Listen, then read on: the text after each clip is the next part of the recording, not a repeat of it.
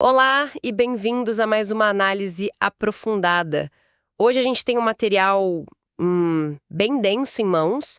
É um capítulo de teologia sistemática de um autor chamado Rodman Williams, e ele se debruça sobre uma questão que, no fundo, todo cidadão com alguma fé já se fez, né? A quem eu respondo? Afinal, ao governo ou a Deus? Essa ideia de uma dupla cidadania, uma terrestre e outra celestial.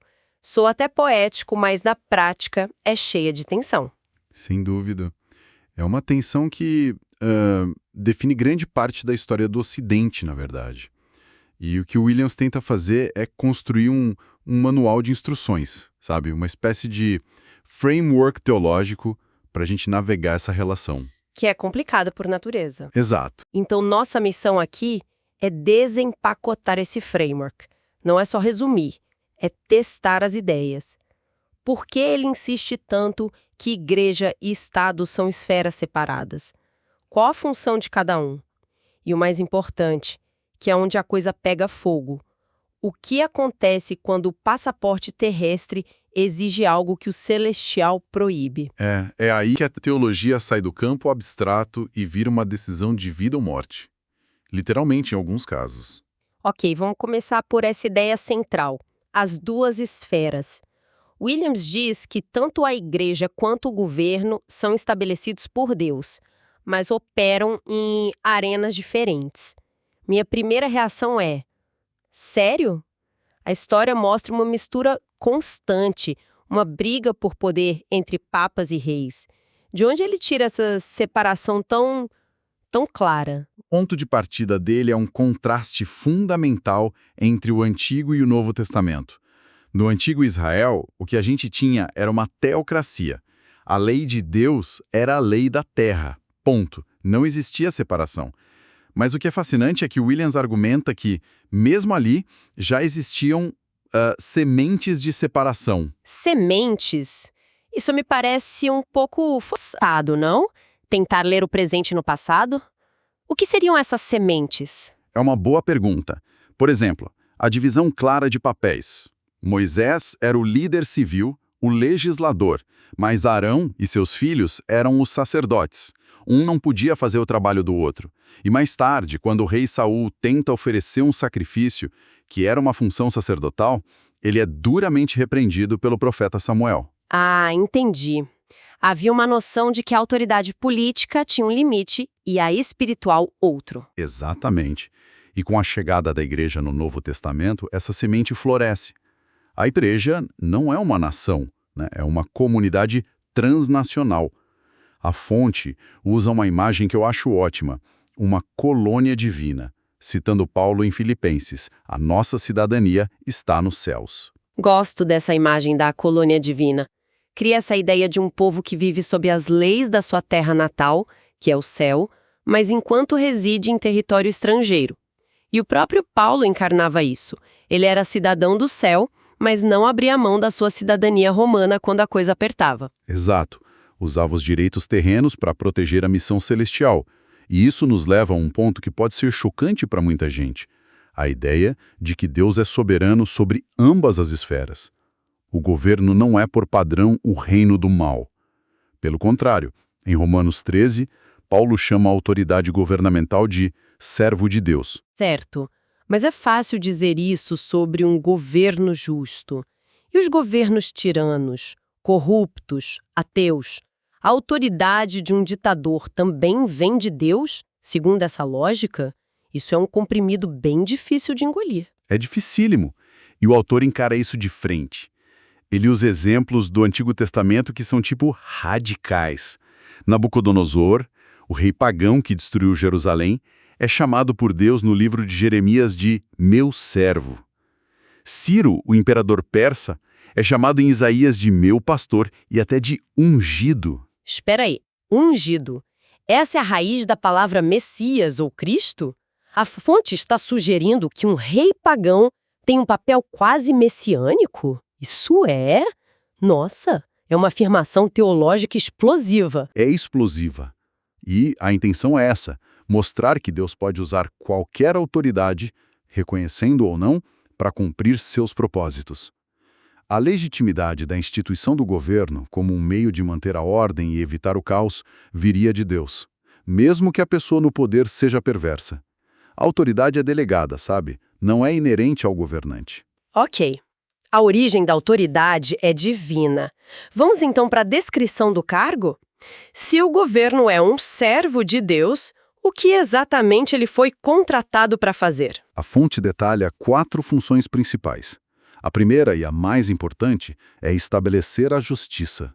Não uma justiça divina redentora, mas uma justiça civil imparcial. A citação de Deuteronômio é: sigam única e exclusivamente a justiça. É a base de tudo. E a segunda função decorre daí, imagino. Isso, punir os malfeitores. E essa é uma função exclusiva do Estado. E aqui entra a famosa imagem da espada. A de Romanos 13. Exato. A autoridade não porta a espada sem motivo, sendo um agente da justiça para punir quem pratica o mal. O Estado tem o monopólio do uso da força. Ele executa a ira de Deus contra o mal na esfera pública. A Igreja, por outro lado, tem a missão oposta. Ela empunha a espada do Espírito, que é a palavra de Deus, para chamar ao arrependimento. Ferramentas e missões totalmente distintas. Faz sentido. Completamente. Certo, então o Estado mantém a ordem punindo o mal. Mas não pode ser só isso. Tem que ter um papel construtivo também. Certo. Sim, e essa é a terceira função: promover o bem público. A mesma passagem diz que o Estado é servo de Deus para o seu bem. E aqui o Williams faz uma conexão que me parece ao mesmo tempo interessante e um pouco arriscada. Ele conecta isso diretamente à Declaração de Independência dos Estados Unidos. Ah, aqui eu quero ver. Porque isso pode ser um argumento teológico sólido, ou pode ser o autor tentando encaixar um documento político moderno num framework bíblico. Qual é a lógica dele? A lógica é que a declaração fala de direitos inalienáveis, vida, liberdade e busca da felicidade, que são concedidos pelo Criador. E ela diz que os governos são instituídos para garantir esses direitos. Williams vê aí um eco do propósito divino para o Estado: proteger o bem-estar humano, a estrutura básica que Deus estabeleceu. O risco, como você apontou, é quase batizar um documento político. Mas a ideia geral é que o Estado é o jardineiro que cuida do solo da sociedade. Gosto da analogia do jardineiro. Ele garante que o solo seja saudável para que todo o resto possa crescer. Famílias, artes, negócios e a igreja. Exatamente. E isso nos leva à quarta função, Que é? garantir o exercício da fé religiosa. Veja bem, não é estabelecer uma religião, nem proibi-la. É criar um ambiente de paz onde a fé possa ser vivida livremente. O argumento da fonte é que a igreja funciona melhor quando o Estado a deixa em paz. Ela não precisa nem de perseguição, que tenta sufocá-la, nem de ser a religião oficial, que muitas vezes a corrompe. Ela precisa de liberdade. Ok, o papel do Estado está claro. Agora vamos inverter a mesa. Quais são as obrigações da igreja, ou dos cristãos, para com esse jardineiro estatal? São vários. A primeira é a submissão. E essa é outra pílula difícil. Paulo e Pedro são categóricos. Sujeitem-se às autoridades. E a motivação é o que importa. Não por medo, mas por causa do Senhor e por questão de consciência. E a fonte insiste que isso vale para qualquer governo, bom ou ruim. Eu preciso admitir, esse é um ensinamento radical. É uma coisa dizê-lo de uma cadeira confortável. Outra é viver sob opressão e ouvir que você deve se submeter à autoridade que te oprime. Com certeza. A justificativa é que a submissão é devida à posição de autoridade, não necessariamente ao mérito moral de quem a ocupa. É uma aposta na ordem sobre o caos, confiando que Deus é soberano até sobre os maus governantes. Mas isso é crucial, essa submissão não é absoluta, a gente já vai chegar lá. Certo, vamos guardar esse ponto. Além da submissão, o que mais? A segunda obrigação é a intercessão, orar pelos governantes. Paulo diz para orar pelos reis e por todos os que exercem a autoridade. O objetivo é bem prático, para que se tenha uma vida tranquila e o evangelho possa ser pregado sem impedimentos. Faz todo sentido. E tem a obrigação que dói no bolso de todo mundo: o pagamento de impostos. Não tem como fugir. A resposta de Jesus é definitiva, né? Deem a César o que é de César e a Deus o que é de Deus. E olha, César era o líder de uma potência ocupante, opressora e pagã. Ao legitimar o imposto, Jesus estabelece um princípio duradouro. E por último, não é só sobre uma obediência passiva, de pagar imposto e ficar quieto. De jeito nenhum. O último dever é a participação cívica. Ser um bom cidadão e estar pronto a fazer tudo o que é bom para a comunidade. A fonte defende firmemente que os cristãos podem e devem se envolver na vida pública, inclusive em cargos políticos. Se o governo é uma instituição divina, a participação de pessoas de fé nesse processo é desejável. É uma forma de ser sal e luz. Tudo bem, chegamos ao ponto crucial. Esse sistema todo funciona lindamente enquanto as duas esferas estão em harmonia. Mas a vida real é feita de conflitos. O que acontece quando César exige o que pertence a Deus? É o ponto de colisão. E aqui a fonte introduz dois conceitos que colocam a igreja para além do alcance do Estado. O primeiro é o de uma ética superior. O Estado opera com base na justiça retributiva. É a lei de talião, olho por olho, dente por dente. É uma justiça de balança, que equilibra as contas, necessária para a ordem social. Mas a igreja é chamada para algo completamente diferente. Totalmente. A ética da igreja é a do amor, que não busca equilibrar as contas, mas transformar corações. É Jesus no Sermão do Monte. Ofereça-lhe também a outra face. Amem os seus inimigos. É uma ética que não anula o papel do Estado, mas cria um padrão diferente para os seguidores de Cristo. O Estado usa a justiça para conter o mal. A igreja tenta vencer o mal com o bem. Essa distinção é fundamental. A justiça do Estado é para conter, a ética da igreja é para transformar. E isso nos leva direto ao segundo conceito. Exato. Uma lealdade superior. Quando a ordem do Estado entra em conflito direto e irreconciliável com a ordem de Deus, a lealdade a Deus é suprema. A submissão tem um limite. E os exemplos bíblicos aqui não são nada sutis, são de confronto direto. Sim. No Antigo Testamento, a história de Sadraque, Misaque e Abednego é o arquétipo. Nabucodonosor, aquele mesmo servo de Deus, ordena que todos adorem uma estátua de ouro.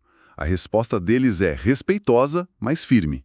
Saiba, ó rei, que não prestaremos culto aos teus deuses. Eles não organizam uma rebelião, eles praticam a desobediência civil passiva e aceitam as consequências, que no caso era a fornalha. E no Novo Testamento, a frase de Pedro virou lema dessa lealdade superior. É a frase que ecoa através dos séculos, né? O Sinédrio, que era a autoridade, proíbe os apóstolos de pregar sobre Jesus. E a resposta deles define o limite da autoridade humana. É preciso obedecer antes a Deus do que aos homens. Simples assim. Então, o que fica claro é que não se trata de uma licença para a anarquia. Não é desobedecer uma lei de trânsito. É um princípio de consciência acionado só num conflito direto com o mandamento divino claro. Precisamente. É um ato de fidelidade, não de rebeldia política. É dizer, eu sou um bom cidadão do seu reino, ó César, mas minha lealdade última pertence a outro rei. Certo. Vamos amarrar as pontas? A gente extraiu desse material o modelo de duas esferas, com funções distintas. Vimos o Estado como jardineiro da justiça e a Igreja como a comunidade que vive uma ética de amor. E vimos que no ponto de colisão, a lealdade a Deus prevalece. Mas a fonte oferece uma ideia final para unificar tudo isso, né? Sim, e é o ponto culminante de todo o argumento, a soberania de Cristo sobre ambas as esferas. Ele é o soberano dos reis da terra, como diz o Apocalipse. A fonte usa uma imagem poderosa. O Estado é o reino do domínio desconhecido de Cristo, pois não o reconhece. A Igreja é o reino de seu domínio reconhecido, mas o senhorio dele abrange tudo. Em última análise, todo presidente ou rei está debaixo da autoridade de Cristo, saiba disso ou não. Essa ideia de que Cristo reina sobre a política, mesmo quando a política o ignora, é muito forte. E isso me leva ao pensamento final que eu queria deixar aqui. A fonte nos apresenta essa tensão fascinante. De um lado, Romanos 13, o governo é o servo de Deus para o bem. Do outro, Apocalipse 13, onde esse mesmo poder estatal se corrompe e vira uma besta que exige adoração. E a linha entre o servo e a besta pode ser muito, muito tênue. E a história mostra governos que começaram como um e terminaram como o outro. Exatamente. Então a reflexão que fica é esta. No dia a dia da nossa dupla cidadania, como a gente discerne quando estamos lidando com o governo como servo de Deus a quem devemos submissão e quando ele começa a mostrar as feições da besta exigindo uma lealdade que não podemos dar. Navegar essa fronteira que raramente é clara talvez seja o maior desafio político e espiritual para quem tenta ser fiel, ao mesmo tempo a César e a Deus.